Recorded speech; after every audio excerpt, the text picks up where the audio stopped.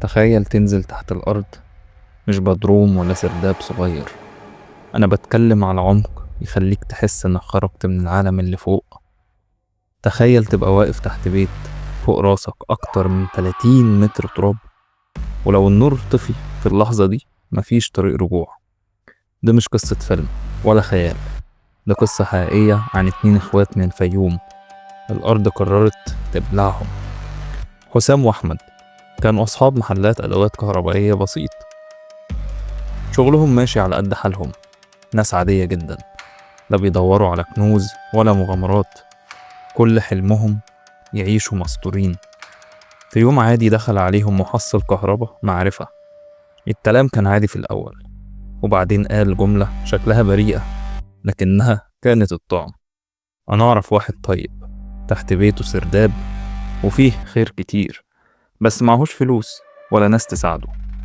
العرض كان بسيط، تنزلوا تساعدوا، والحاجة اللي تطلع تتباع، والفلوس تتقسم. عرض شكله سهل، مفيش فيه حاجة تخوف، خصوصا لناس نيتها طيبة ومش متعودة تشك. وافقوا ونزلوا يشوفوا المكان. لمبة واحدة ضعيفة، سلك مكشوف، شاكوش وأجنة، لا معدات أمان ولا خبرة ولا حد فاهم يعني إيه طبيعة أرض أو طبقات طينية أو مية جوفية. ومع كل متر كانوا بينزلوا الهوا كان بيقل والضغط كان بيزيد، بس الطمع والأمل كانوا مغطيين على الإحساس بالخطر. الحفر موقفش يوم ولا 2، الموضوع استمر فترة طويلة، وكل يوم العمق يزيد لحد ما وصلوا لعمق مرعب، أكتر من 30 متر تحت الأرض. متخيل عمق يساوي ارتفاع عمارة 10 أدوار، بس بالعكس، نازل لتحت في ضلمة خانقة.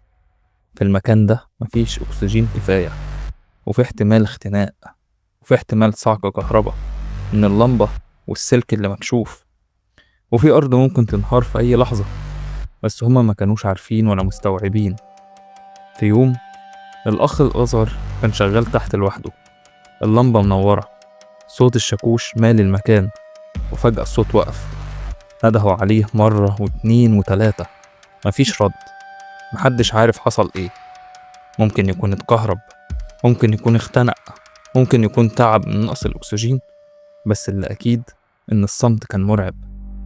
بدل ما ينزلوا له فورا طلعوا ينادوا الأخ الكبير: الحق أخوك مش بيرد. طبعا الأخ الكبير نزل من غير تفكير، بدافع الخوف والقلق، وفي اللحظة اللي نزل فيها الأرض قررت تتحرك. ثواني قليلة، طبقات الأرض الضعيفة ما استحملتش العمق، والحفرة قفلت عليهم، تراب وطين ومية، ولا صرخة طلعت ولا صوت وصل. حاولوا بأي طريقة ينقذوهم، الشرطة جت والحماية المدنية بدأت الحفر. 7 أيام كاملة هما بيحاولوا يوصلوا ليهم. نزلوا أكتر من 25 متر، بس العمق كان أكبر من الحسابات، والخطر كان بيزيد على البيوت اللي حواليهم وكمان على فرق الإنقاذ. في الآخر اتاخد القرار الصعب: الحفر لازم يقف، لأن استمرار الحفر ممكن يوقع بيوت تانية أو يدفن ناس كتير.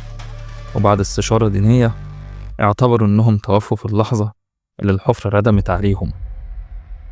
مفيش هوا، مفيش فراغ، وكأنهم اتدفنوا أحياء.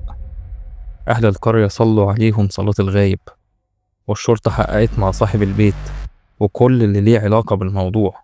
قصة موجعة، نهايتها سودة، ودرسها أقصى من أي رعب. مش كل طريق سبوبة نهايته فلوس، في طرق نهايتها ظلام، وفي لحظة طمع واحدة ممكن تحفر قبرك. ادعوا لهم بالرحمة، وافتكر دايما مش كل طريق سبوبة نهايته فلوس، في طرق نهايتها ظلام. طبعا لو عجبتك القصة ما تنساش السبسكرايب واللايك وكومنت.